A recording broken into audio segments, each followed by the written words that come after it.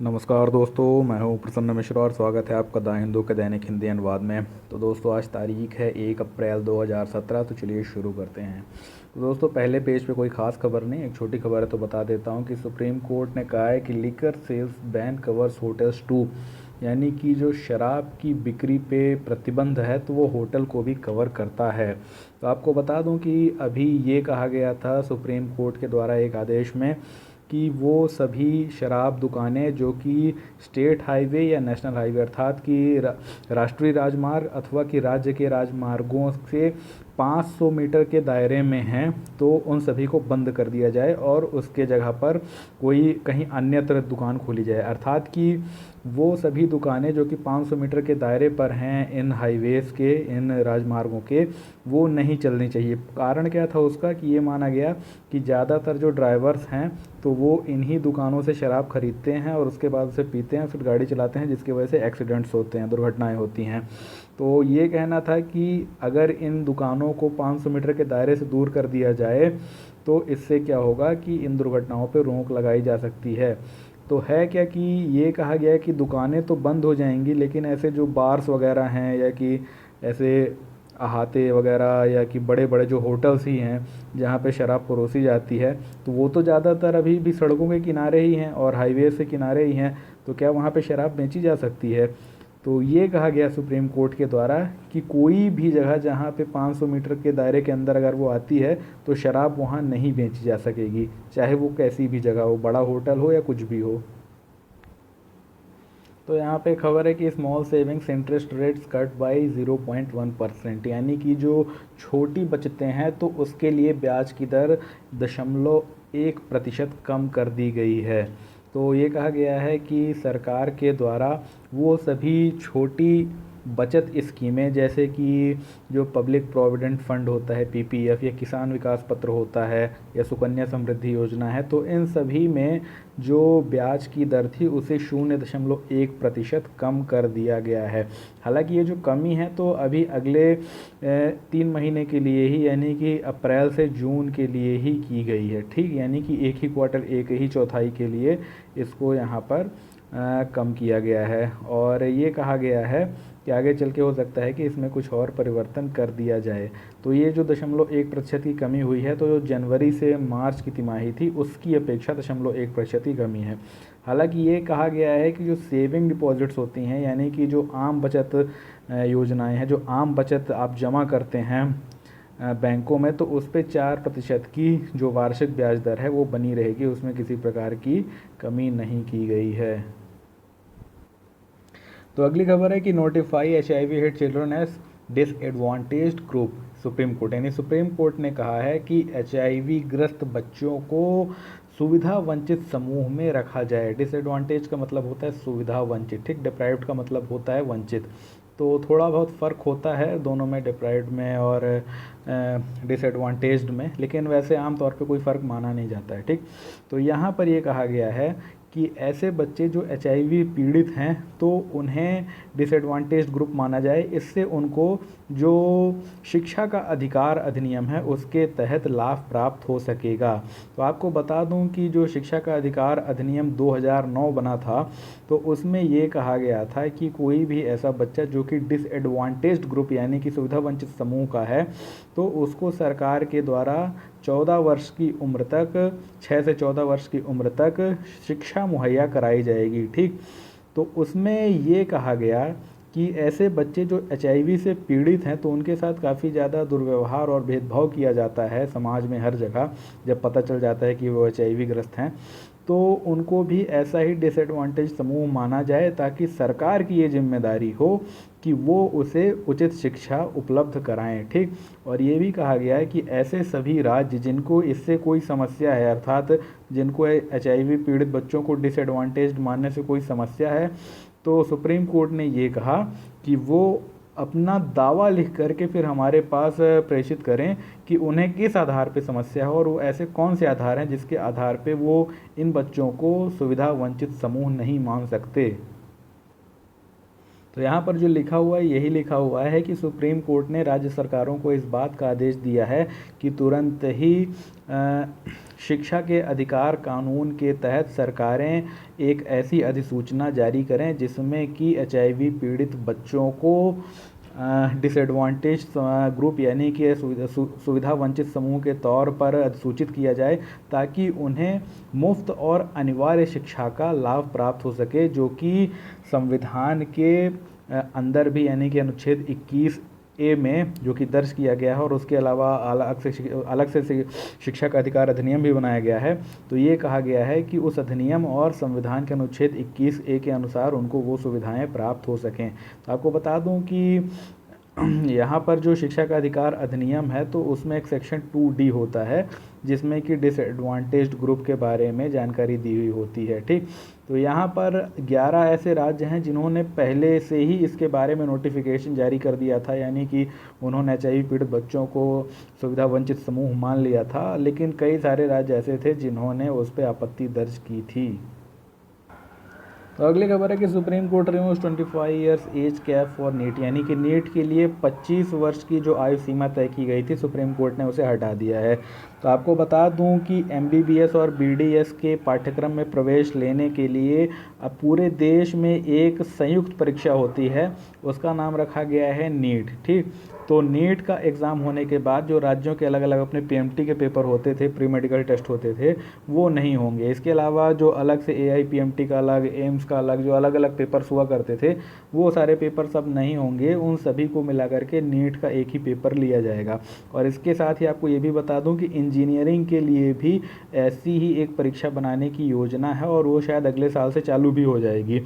तो उसका कई सारे राज्यों ने विरोध किया है। उनका कहना था कि ये हमारे जो अधिकार हैं तो उनके साथ छेड़छाड़ है, अर्थात कि राज्यों के अधिकार छीने जा रहे हैं केंद्र के द्वारा एक संयुक्त परीक्षा बना करके। तो आपको बता दूं कि खासकर नीट इसलिए बनाया गया था क्योंकि बहुत ही ज़्यादा भ्रष्टाचार हुआ था MBBS में एडमिशन देने के लिए। खासकर आपको अगर मध्य प्रदेश के बारे में पता हो तो वहाँ पे व्यापम का एक इतना बड़ा घोटाला हुआ, और उसमें कई सारे लोग ऐसे थे जिनके बारे में पाया गया कि वो मुन्ना भाई के तरीके से MBBS में प्रवेश प्राप्त किए थे। तो मुन्ना भाई का तरीका आप जानते हैं कैसा होता है कि फॉर्म आप भरते हैं लेकिन परीक्षा आपकी जगह कोई और देने जाता है।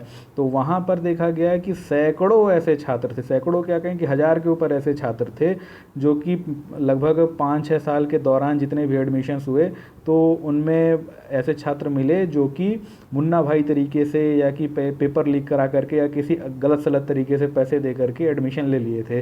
तो इस वजह से नीट का निर्माण किया गया, इसलिए ताकि इस तरीके का जो राज्यों द्वारा भ्रष्टाचार फैलाया जा रहा है वो समाप्त हो सके। तो यहाँ पर आपको बता दूं कि जब ये नीट परीक्षा के लिए योजना बनाई गई तो इसमें CBSE जो कि इस परीक्षा को संचालित करेगा, कंडक्ट करेगा, उसने एक आयु सीमा तय कर दी 25 वर्ष की। कोई भी व्यक्ति जो 25 वर्ष के ऊपर का है तो वो इस परीक्षा को नहीं दे सकेगा। तो ऐसे कुछ लोग थे जो कि 25 वर्ष के ऊपर थे, वो कोर्ट चले गए थे, और वहाँ पे सुप्रीम कोर्ट में अब ये आदेश आया है कि वो सभी व्यक्ति ही परीक्षा दे पाएंगे जिनकी आयु 25 से ऊपर है। ठीक, तो अगली खबर ये है कि IT डिपार्टमेंट नोटिफाइज न्यू सहज फॉर्म, यानी कि आयकर विभाग ने नया सहज फॉर्म अधिसूचित कर दिया है। तो ये जो सहज शब्द है ये बिल्कुल आ सकता है परीक्षा में। तो सहज किस लिए बनाया गया है? ये एक प्रकार का पोर्टल है जो कि लोगों को इनकम टैक्स रिटर्न अर्थात आयकर को जमा करने में मदद करेगा। और ये जो पोर्टल है तो ये सुविधाजनक तरीके से आयकर को जमा करने में मदद करता है, क्योंकि इसमें हर चीज़ को काफ़ी सरलतम तरीके से वहाँ पर बताया गया है, और ये एक ऑनलाइन पोर्टल है। ठीक, तो इसके बारे में जानकारी रखिएगा। और ये भी कहा गया है कि ऐसे सभी लोग जिन्होंने नोटबंदी के बाद 2 लाख रुपए या उससे ज़्यादा अपने खाते में जमा कराए हैं तो उनको इस बार जब वो IT रिटर्न अपना भरेंगे तो वहाँ पे उसकी जानकारी देनी पड़ेगी कि वो पैसा वो कहाँ से आया, क्यों आया, उन्होंने तभी क्यों जमा कराया। ये सारे जो सवाल जवाब वहाँ पे उनसे पूछे जाएंगे उस फॉर्म में, वो उनको जवाब उनका देना पड़ेगा। तो यहाँ पे लिखा हुआ है कि Dalai llamas Arunachal visit will spoil ties China, यानी कि चीन ने कहा है कि दलाई लामा की जो अरुणाचल यात्रा होगी तो उससे संबंध खराब हो सकते हैं। तो इसके बारे में हम पहले भी 5-10 बार चर्चा कर चुके हैं कि अरुणाचल का जो तवांग डिस्ट्रिक्ट है तो तवांग ज़िले में एक श्राइन है, एक आश्रम है या कहीं एक बौद्ध मठ है जिस पे कि चीन अपना दावा करता है। कहना है चीन का कि वो जो इलाका है तवांग का, तो वो तिब्बत का इलाका है, और चूंकि तिब्बत अब चीन का इलाका है तो इसलिए वो तवांग और उसका वो इलाका भी तिब्बत के अंडर यानी चीन के अंडर में आता है। तो वहाँ पर चीन अपना एक क्लेम कर रहा है कि अरुणाचल का वो हिस्सा हमारा है। हो सकता है कि आगे ये भी कहे कि पूरा अरुणाचल भी हमारा है, क्योंकि पहले भी ये क्लेम कर चुका है। हालांकि इस समय खाली अरुणाचल के उस तवांग इलाके पे ही ज़्यादा क्लेम कर रहा है चीन। तो आप सोचेंगे कि चीन का मकसद क्या है, तो बेसिकली क्या है कि चीन अरुणाचल का नाम लेकर के दूसरी जगह अपना फ़ायदा साधना चाहता है। तो उसका वो कौन सा फ़ायदा है? आपको पता होगा कि जो अक्साई चीन का इलाका है, जो कश्मीर के पास है, तो जहाँ पर चीन ने 1962 के युद्ध के दौरान कब्जा कर लिया था और भारत ने कभी उस कब्जे को माना नहीं। भारत का अभी भी ये कहना है कि वो भारत की ही टेरिटरी है, भारत की ही भूमि है। तो चीन का ये कहना था कि आप इसको अंतर्राष्ट्रीय सीमा क्यों नहीं मान लेते हैं अब, यानी कि आप ये मान लीजिए कि अब अक्साई चीन जो है तो वो चीन का हिस्सा है। तो भारत ने अंतर्राष्ट्रीय रूप से मानने से इनकार कर दिया। तो चीन दबाव बनाना चाहता है अरुणाचल पर, यानी कि चीन का ये कहना है कि अगर आप अक्साई चीन पे हमारा दावा मान लेते हो तो हम भी अरुणाचल में और तवांग में आपका दावा मान लेंगे, और उसके बाद हमारा ये जो मुद्दा है वो ख़त्म हो जाएगा। पर ये तो भारत का कहना है कि फिर अगर हम ऐसा करते हैं तब तो फिर अक्साई चीन को हम हमेशा के लिए खो देंगे और उससे हम पीछे नहीं हट सकते। तो इसलिए मामला अभी जो है तो ये खिंचता रहेगा। अगला है कि इंडस्ट्रीज ग्रॉसली पॉल्यूट गंगा, यानी कि जो उद्योग हैं तो गंगा को बहुत गंभीर रूप से प्रदूषित कर रहे हैं। लिखा हुआ है कि nearly 30% of the so called grossly polluting industries यानी जीपीआई, अर्थात कि 30% ऐसी तथाकथित जीपीआई जो कि गंगा के समानांतर खड़ी स्थापित हैं, तो वो उन मानकों का पालन नहीं कर रही हैं जो कि सीपीसीबी के द्वारा बनाए गए थे। अर्थात उनको ये कहा गया था कि पहले आप अपना जो वेस्टेज पानी है, जो अपशिष्ट जल है, उसे पहले एक ट्रीटमेंट प्लांट लगाकर, उपचार संयंत्र लगाकर पहले उसे साफ़ कीजिए, तब जा करके उसे गंगा में डंप कीजिए, गंगा में बहाइए। पर किसी ने कोई पालन नहीं किया है। खासकर ये कहा गया कि जो 30% जीपीआई हैं, ग्रॉसली पॉल्यूटिंग इंडस्ट्रीज़ हैं, इन्होंने बिल्कुल उसका पालन नहीं किया है और इस वजह से वो गंगा में बहुत ज़्यादा अपशिष्ट जल लगातार छोड़ रहे हैं और गंगा को प्रदूषित कर रहे हैं।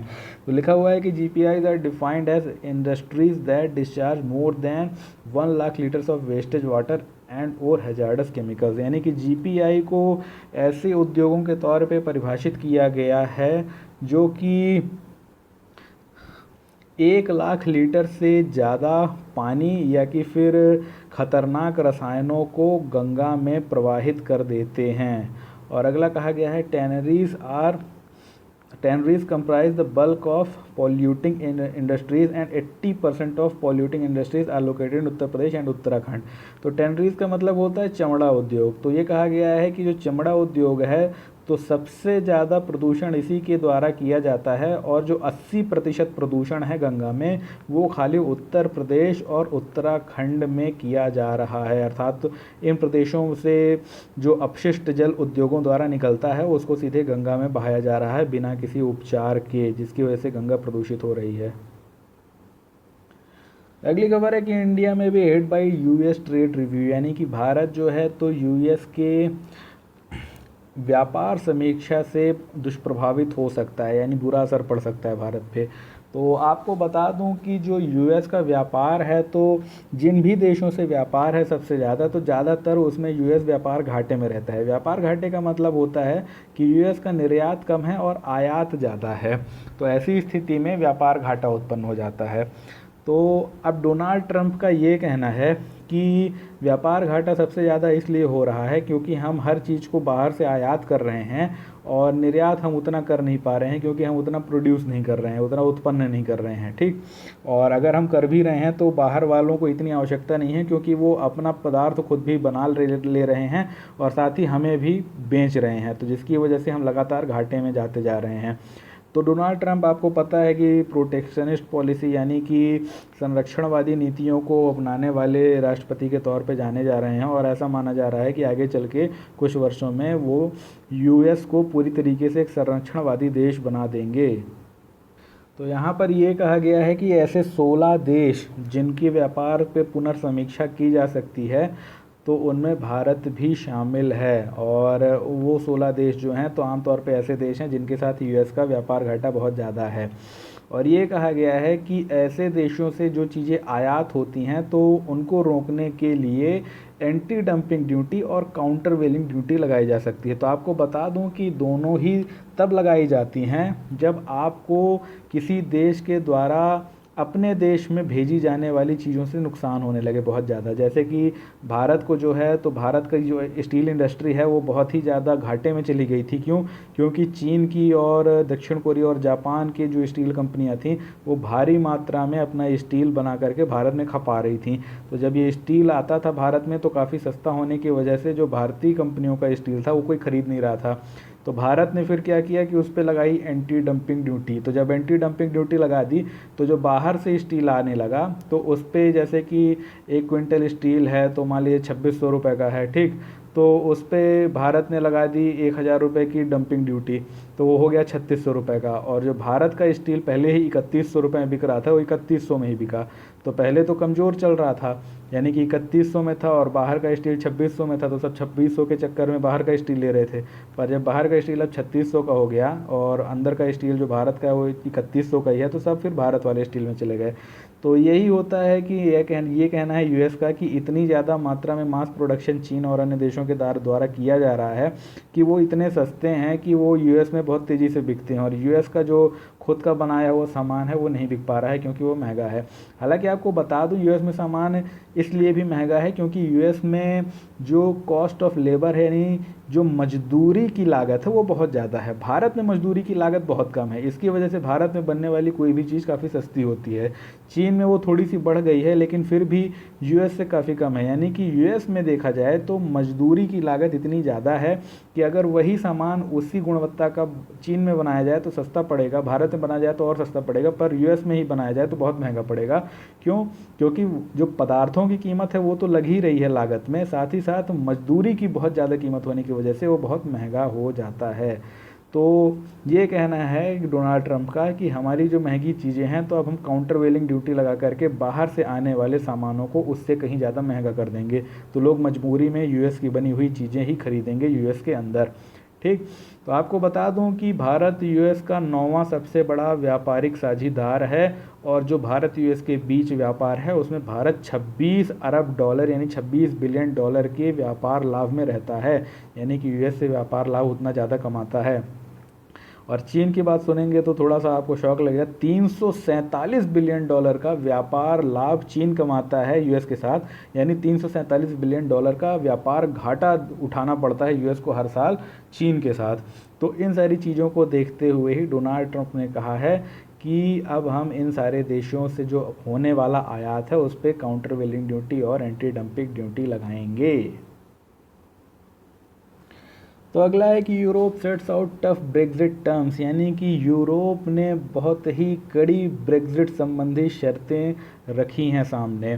तो आपको बता दूं कि जो यूके है तो लगातार ये सोच रहा था कि इधर ब्रेग्जिट भी हो जाएगा और उधर हम ईयू के साथ अगले 2 सालों में ऐसे समझौते भी कर डालेंगे कि ब्रेग्जिट का कोई बहुत ज़्यादा असर हमारे व्यापार पर या अर्थव्यवस्था पर नहीं पड़ेगा।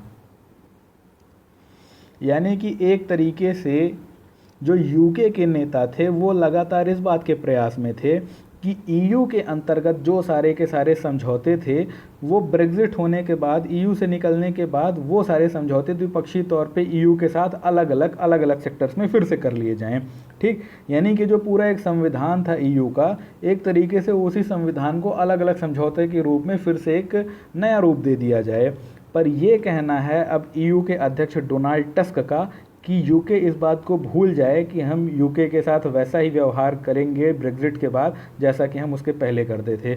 यानी उनका ये कहना है कि एक तरफ तो यूके ईयू से बाहर हो रहा है, ईयू को कमज़ोर करना चाहता है, ठीक, और ऊपर से ये भी चाहता है कि वो सारे के सारे लाभ वही उठाता रहे, वैसे ही उठाता रहे जैसे कि वो ब्रेग्जिट के पहले उठाता था।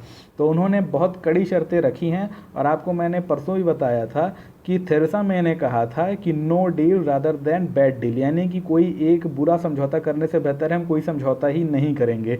तो इन्होंने भी थोड़ा कठोर रुख अपनाया है। इन्होंने भी एक तरीके से कहा है कि कोई समझौता नहीं करिए, हमको किसी समझौते की बहुत आपसे आशा भी नहीं है और ना ही हम चाहते हैं कि कोई समझौता हो बहुत ऐसा, क्योंकि वो समझौते आप अपने अपने लाभ के लिए ही करना चाहते हैं, हमें कोई लाभ नहीं होगा, क्योंकि आपके ब्रेग्जिट कर लेने की वजह से हमारी अर्थव्यवस्था पे थोड़ा उसका दुष्प्रभाव पड़ेगा। क्योंकि यूएस जो था तो लंदन बहुत बड़ा फिनेंशियल सेंटर यानी कि वित्तीय केंद्र था, और ईयू से निकल जाने के बाद क्या है कि अब एक नया वित्तीय केंद्र उनको डेवलप करना पड़ेगा, जहां से पूरी की पूरी इन्वेस्टमेंट का आना और बहुत सारी जो व्यापारिक गतिविधियां होती हैं और बैंकों के जो कार्यकलाप होते हैं, उसके लिए अब उनको फिर से एक नए तरीके से नया सिस्टम बिठाना पड़ेगा।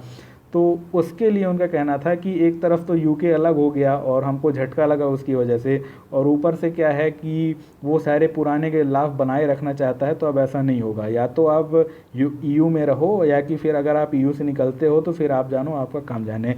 तो एक तरीके से आपको बता दूं कि अगर ऐसा हो गया, मान लीजिए कि कोई भी दोनों के बीच समझौता हो ही नहीं पाता है, थेरेसा मे बोलती हैं कि बहुत कठोर हैं आपकी शर्तें, हम नहीं मान सकते, और डोनाल्ड टस्क बोलते हैं कि शर्तें तो यही रहेंगी, मानना हो तो मानिए, नहीं मानना हो तो नहीं मानिए।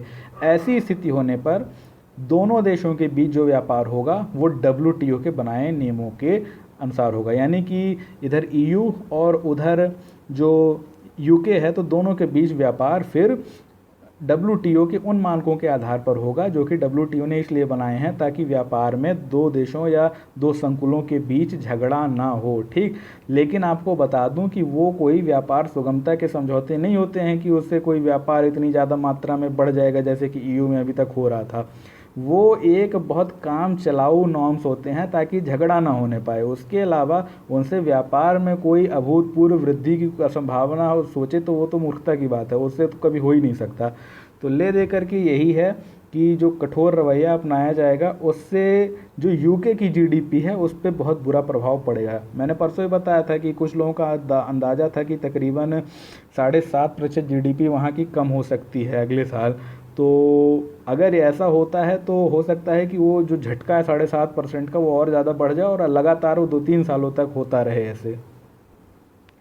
तो यहाँ पे लिखा हुआ है कि he also ruled out sector by sector approach which the British government had previously indicated to pursue, यानी कि उन्होंने वो जो सेक्टर दर सेक्टर की समीक्षा थी, सेक्टर दर सेक्टर का जो विचार था जिसमें कि यूके गवर्नमेंट सोच रही थी कि हम उन सेक्टर्स पे अलग से बातचीत कर लेंगे जिससे कि ब्रेग्जिट का बहुत कम असर हो, तो इन्होंने कहा है कि नहीं ऐसा नहीं होगा। जैसे कि जो फिनेंशियल सेक्टर और जो ऑटोमोबाइल सेक्टर है, तो ये माना गया कि ब्रेग्जिट अगर हो जाएगा तो इसकी जो सुविधाएं हैं, चाहे ऑटोमोबाइल्स बेचना हो चाहे वित्तीय सेवाएं देनी हो, तो इनका व्यापार जो सेवाओं का और वस्तुओं का व्यापार था खासकर ऑटोमोबाइल और बैंकिंग सेक्टर में, वो बहुत ज़्यादा दुष्प्रभावित होगा EU और UK के बीच। तो UK ने सोचा कि हम उसके लिए अलग से संबंध बना लेंगे, अलग से समझौता कर लेंगे जिससे कि जो पुराना EU का सिस्टम था वो उसमें बना रहे, ठीक। तो इनका ये कहना है नहीं अब ऐसा नहीं होगा, आप भले ऐसा सोच रहे थे पर अब ऐसा नहीं होने वाला है, ठीक। तो यहाँ पर लिखा हुआ है कि starting parallel talks on all issues at the same time as suggested by some in the UK, यानी कि इसी तरीके की समानांतर बातचीत को जारी रखना जैसे कि यूके में कुछ लोग अंदाज़ा लगा रहे थे, विल नॉट हैपन, ऐसा नहीं होगा। तो ले दे करके EU और UK के बीच के संबंध थोड़े से बिगड़ने वाले हैं भविष्य में, ऐसा तय हो चुका है। अगली यहाँ पे खबर है कि China upbeat about Xi Trump meet. तो आपको बता दूँ कि 5 और 6 तारीख को जो डोनाल्ड ट्रंप हैं और जी जिनपिंग हैं तो उनकी अब एक पहली मुलाकात होने वाली है, ठीक। तो ये अमेरिका में होगी मुलाकात। तो अभी इस पे ज़्यादा बातचीत करने का कोई मतलब इसलिए नहीं है कि जब मुलाकात होगी तो उसके बारे में वैसे भी सब कुछ निकल के सामने आ जाएगा कि क्या वहाँ पर समझौते हुए हैं। बस आपको ये बता दूं कि रवैया क्या रहेगा। तो रवैया यहाँ पर ऐसा है कि जो डोनाल्ड ट्रंप ने अपना रवैया अपना के रखा है वो यही है कि चीन के साथ जो हमारा व्यापारिक घाटा है तो हम उस पर अब कोई समझौता नहीं कर सकते हैं, उसके लिए हमें संरक्षणवादी नीतियां अपनानी होंगी। जबकि चीन ने अपना थोड़ा सा जो रुख है तो वो नरम रखा हुआ है, उसका कहना है कि हमें आशा है कि अमेरिका के साथ सकारात्मक बातचीत होगी। तो यहाँ पे अपबीट शब्द का इस्तेमाल किया गया है कि अपबीट का मतलब ही होता है कि सकारात्मक या खुशनुमा या कोई ऐसी चीज़ जो कि अच्छा प्रभाव उत्पन्न करे। तो China beat about Xi Trump meet, यानी कि चीन को इस बात की सकारात्मक आशा है कि शी और ट्रम्प के बीच जो मुलाकात होगी तो सकारात्मक रहेगी। तो यहाँ पर आते हैं व्यापार वाले पेज पर। इसमें एग्जिम बैंक कंसीडर्स को फाइनेंसिंग विद AFDB, यानी कि जो एग्जिम बैंक है, एक्सपोर्ट इंपोर्ट बैंक कहलाता है ये, तो इसको शॉर्ट में एग्जिम बैंक बोलते हैं। तो एग्जिम बैंक इस बात पे विचार कर रहा है कि अफ्रीकन डेवलपमेंट बैंक के साथ को फाइनेंसिंग की जाए, अर्थात सहवित्तीयन किया जाए। तो को फाइनेंसिंग या सहवित्तीयन का मतलब ये होता है कि जैसे कि SBI को लें, तो SBI आपको फाइनेंस किया, अर्थात आपको लोन दिया, ठीक, तो वो फाइनेंसिंग हो गई। लेकिन अगर SBI है और वो किसी और बैंक को साथ में ले ले, मान लीजिए ICICI को भी उसने साथ में ले लिया और किसी बड़ी कंपनी को उसने अब फाइनेंस किया, तो 50,000 करोड़ दिया, तो 30,000 करोड़ SBI ने, 20,000 करोड़ ICICI ने दिया, तो इसको को फाइनेंसिंग बोलते हैं। यानी कि मिल करके दो कंपनियां या दो बैंक एक बड़ी कंपनी को क्या कर रहे हैं, फाइनेंस कर रहे हैं। तो ऐसा ही कहना है कि जो अफ्रीकन डेवलपमेंट बैंक है, तो एग्जिम बैंक उसके साथ मिल करके बड़ी परियोजनाओं के लिए को फाइनेंस यानी कि सहवित्तीयन करेगा। तो यहाँ पर जो महत्वपूर्ण बात लिखी हुई है वो ये लिखी गई है कि co financing of projects is likely to be in sector such as power, agriculture and irrigation, यानी कि जो को फाइनेंसिंग की परियोजनाएं होंगी तो वो मुख्य रूप से विद्युत क्षेत्र यानी कि पावर और कृषि क्षेत्र और सिंचाई के क्षेत्रों में की जाएंगी, अर्थात इसी के लिए ज़्यादा वित्तीयन किया जाएगा। और एक उन्होंने हवाला दिया, रेफ़र किया कि एक कुकूज़ा प्रोजेक्ट डेवलपमेंट कंपनी KPDC है जो कि नैरोबी में स्थित है, तो उसे एग्जिम बैंक ने क्या किया था, IL&FS ग्रुप के साथ और अफ्रीकन डेवलपमेंट बैंक और साथ ही साथ स्टेट बैंक ऑफ इंडिया के साथ मिल करके एक लोन दिया था और उसके कारण उसने काफ़ी अच्छा वहाँ पे प्रदर्शन किया है, अर्थात काफ़ी विकास के कार्य वहाँ पर किए हैं। तो ये कहा गया है कि ये जो कंपनी है KPDC, तो ये भविष्य में और अच्छा कार्य करे, तो हम चाहते हैं कि हम AFDB के साथ मिल करके आगे चल के KPDC और ऐसी ही अन्य बहुत सी कंपनियों को फाइनेंस करेंगे, को फाइनेंस करेंगे, ताकि वो बेहतर तरीके से कार्य कर सकें, ठीक। तो जैसे लिखा हुआ है कि to help KPDC take off in a big way, यानी कि KPDC को बहुत ही बेहतर तरीके से आगे बढ़ने के लिए, ऊंची सफलता प्राप्त करने के लिए हम AFDB की मदद करेंगे।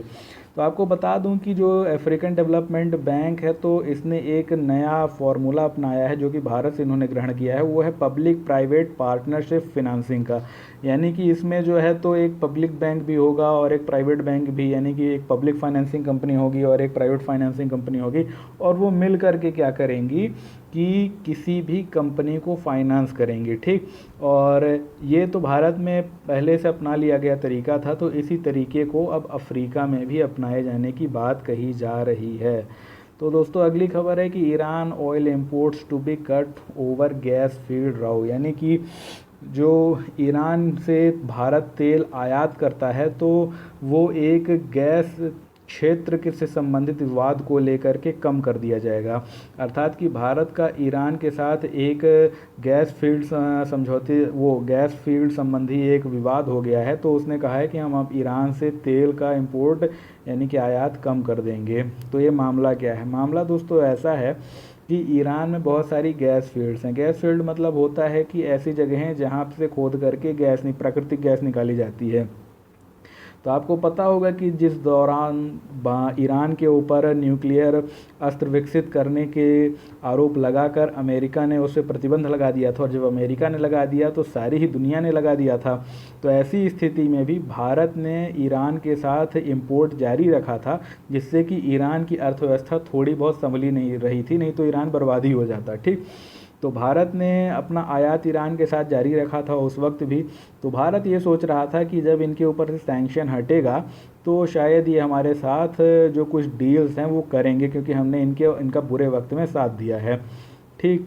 तो भारत का ये कहना था कि हम ये चाहते हैं कि आप बदले में एक गैस फील्ड है तो वो आप हमारी कंपनी को ठेके पर दे दीजिए ताकि वो वहाँ से गैस निकाल सके, ठीक। लेकिन क्या है कि अब ईरान के ऊपर से जैसे ही प्रतिबंध हटा है तो ईरान का जो रवैया है वो बदल गया है। तो अब उसका कहना है कि नहीं, वो हमने इशारा ज़रूर किया था उस वक्त गैस फील्ड देने का, लेकिन अब हमारी जो स्थिति है वो पहले की अपेक्षा बदल चुकी है, तो अब हम वो आपको नहीं दे सकते हैं। तो इसीलिए क्या है कि भारत थोड़ा सा नाराज़ हो गया और ये कहा कि अगर ऐसा है तो ठीक है, हम ईरान से जो तेल का आयात करते हैं तो वो अब हम घटा करके 20% कर देंगे, यानी कि 5 गुना घटा देंगे उसको। तो इससे क्या होगा, इससे ऐसा होगा कि आपके यहाँ से जितना भी हम ले रहे थे तेल और उसके बदले में आपको काफ़ी अच्छी मात्रा में या तो विदेशी मुद्रा या तो भारत से वस्तुएं भेज रहे थे, वो सारी आपकी बंद हो जाएंगी। तो ईरान ने भी कहा है कि ठीक है, अगर आप ऐसा करते हैं तो हम आपको जो फ्रेट में यानी कि तेल की ढुलाई में 80% का डिस्काउंट देते थे तो वो हम कम करके 60% कर देंगे, तो उससे आपको भी घाटा लगेगा। तो आपको बता दूं कि जब ईरानी टैंकर तेल लेकर के भारत आते हैं तो उसमें जो उसका भाड़ा होता है तो उस पर ईरान भारत को 80% का डिस्काउंट देता है, और जिस वक्त उसके ऊपर प्रतिबंध लगा हुआ था तब 100% का डिस्काउंट दे रहा था, यानी फ्री में तेल वो वहाँ से भर के अपने ही जहाज़ों में भारत भेज रहा था। तो आपको बताऊं ये डिस्काउंट इसलिए दे देता है ईरान क्योंकि ईरान के पास तेल की तो कोई कमी नहीं है, और इन जहाज़ों को चलाने के लिए जिस ईंधन का इस्तेमाल होता है तो वो डीजल होता है। तो डीजल की कमी तो ईरान के पास है नहीं, तो उसको तो कोई बहुत ज़्यादा खर्चा लगता नहीं है। खाली जो 20% जहाज़ के मेंटेनेंस में खर्चा लगता है तो वही वो भारत से वसूलता है, और इसलिए है क्योंकि भारत बदले में इतनी भारी मात्रा में तेल भी तो उससे खरीद रहा है, जिसकी वजह से ईरान की पूरी इकॉनमी चल रही है। ईरान से जो 2 देश सर्वाधिक तेल खरीदते हैं तो सबसे ऊपर चाइना है, उसके बाद भारत है। और अगर भारत तेल की जो खरीद है उसमें काफ़ी कमी कर दे तो ईरान की अर्थव्यवस्था पे उसका बुरा असर पड़ना बिल्कुल लाजमी होगा, ये आप मान लीजिए। और एक नाम याद रखिएगा कि वो गैस फील्ड जिसको लेकर के विवाद था वो थी फरजाद बी गैस फील्ड। ठीक, नाम सुन लीजिए, फरजाद बी गैस फील्ड, जिसको कि लेकर के विवाद था, जिसे कि भारत चाहता था कि ईरान उसे दे दे किराए पे ताकि वो वहाँ से गैस निकाल सके।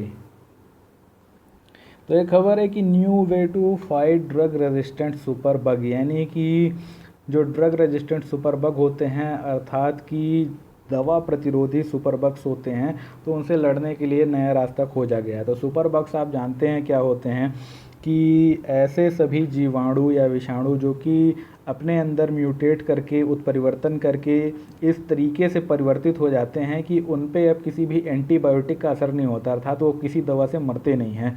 तो इसीलिए उनको दवा प्रतिरोधी सुपर बग कहा जाता है, यानी कि आप कोई भी एंटीबायोटिक खाइए वो मरेगा नहीं। तो अब उसके लिए कहा गया है कि जब ये मरेगा नहीं तो इससे कैसे निपटा जाए। तो निपटने के लिए एक तरीका विकसित किया गया। तो पहले उस तरीके के बारे में बात कर लेते हैं, बाद में बात करेंगे कि वो किस बीमारी के लिए तरीका विकसित किया गया। तो इसमें एक प्रक्रिया अपनाई गई है, उसका नाम है प्लाज्मा फेरेसिस। तो प्लाज्मा फेरेसिस ठीक वैसी ही प्रक्रिया है जैसी कि डायलिसिस।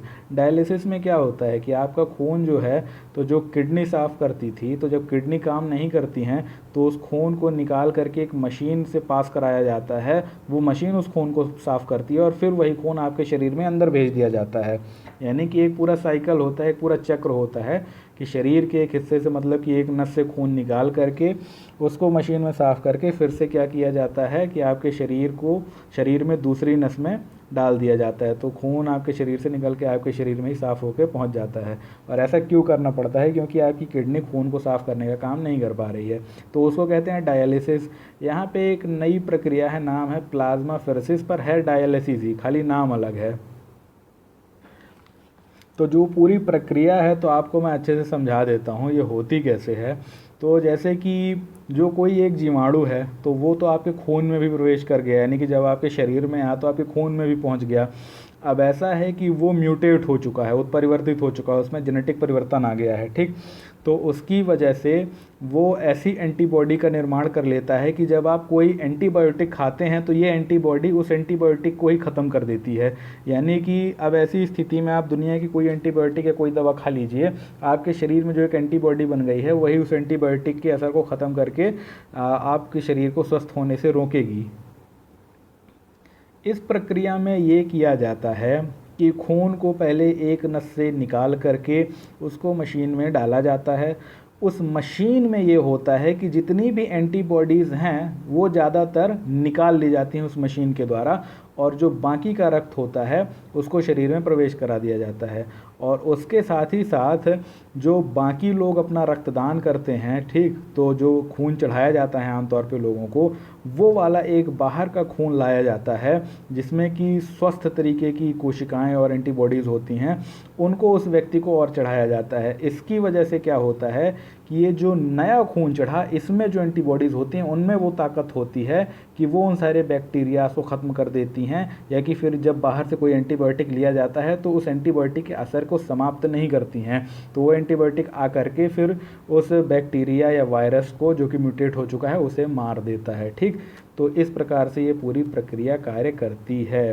तो यहाँ पे जो बीमारी थी, उस बीमारी का नाम था, जिसके लिए ये पूरी खोज की गई, उस बीमारी का नाम था ब्रोंकी एक्टेसिस। ठीक, और उसमें जो जीवाणु था उसका नाम था स्यूडोमोनास एरिगुनोसा। ठीक, तो हालांकि नाम उतने ज़्यादा महत्वपूर्ण तो नहीं रहते हैं, फिर भी ये सारे नाम जो हैं तो आप एक बार पढ़ के रट लीजिएगा। ठीक, क्योंकि नाम तो बड़े अंटसंट होते हैं, याद नहीं हो पाते कई बार, पर आवश्यकता तो रहती है, हो सकता है कि स्टेटमेंट में कभी इनसे भी कुछ ऐसा पूछ दे। लेकिन जो प्रक्रिया है तो आप उसको समझ गए कि जो प्लाज्मा फेरेसिस है, जो सबसे महत्वपूर्ण नाम था, तो वो आप समझ गए कि वो क्या होती है, एक प्रकार की वो डायलिसिस है। अगला है कि space x rocket makes history, यानी कि स्पेस एक्स के एक रॉकेट ने इतिहास रच दिया। तो स्पेस एक्स जो है तो एक प्राइवेट कंपनी है जो कि क्या करती है, जो कि रॉकेट उड़ाती है। ठीक, तो आप सोचेंगे कि भारत में ऐसी नहीं, भारत में नहीं है, भारत में खाली इसरो ही है जिसके पास रॉकेट उड़ाने का अधिकार है। अमेरिका में कुछ ऐसी कंपनियां हैं जैसे वर्जिन है, स्पेस एक्स है, तो ये प्राइवेट लोगों की कंपनी है। तो ये क्या करती हैं कंपनियां, इनका भविष्य का जो उद्देश्य है वो ये है लोगों को स्पेस टूरिज़्म यानी कि अंतरिक्ष पर्यटन कराना, यानी कि मेरे और आप जैसे लोग जो कि अंतरिक्ष घूमना चाहते हैं, उसका आनंद लेना चाहते हैं, तो वो भविष्य में हो सकता है कि स्पेस एक्स या कि वर्जिन के एयरक्राफ्ट्स में चढ़ करके, उनके रॉकेट में चढ़ करके स्पेस तक जाएं, और जब जाएंगे तो लौटना भी पड़ेगा ना, तो इसीलिए इन्होंने ऐसे रॉकेट्स विकसित करने शुरू किए हैं ताकि वो उन्हें भेज करके वापस ले सकें। तो ये वैसा ही एक रॉकेट था जिसे कि पहले भेजा गया और बाद में ये ऊपर जा कर के नीचे भी आ गया, यानी कि इसके अंदर जो स्पेस क्राफ्ट था तो वो ऊपर गया और उसके बाद नीचे आकर के एक समंदर पे प्लेटफॉर्म बनाया गया था, वहाँ पे उतर भी आया। तो ये हुआ कि ये काफ़ी सक्सेसफुल है कि ये लोगों को वहाँ पे ले जा कर के वापस ला सकता है, कि पता चला कि लोग वहाँ पहुँच तो गए, अब वापस लाने की जो प्रक्रिया थी वो गड़बड़ा गई अगर, तब फिर आप कभी वापस नहीं आ पाएंगे, हमेशा के लिए स्पेस में ही रह जाएंगे। तो इसलिए जो स्पेस टूरिज़्म है वो तभी विकसित हो सकता है जब इस बात की पूरी संभावना हो, यानी पूरी विश्वसनीयता हो कि जो जो एयरक्राफ्ट ऊपर जा रहा है तो वो नीचे लौट करके भी आएगा। ठीक है, तो वैसा ही एक सफल प्रयोग था उसके लिए। तो दोस्तों इस प्रकार से आज के द हिंदू का दैनिक हिंदी अनुवाद पूर्ण रूप से समाप्त होता है। कल फिर से मिलेंगे, तब तक के लिए धन्यवाद। जय हिंद।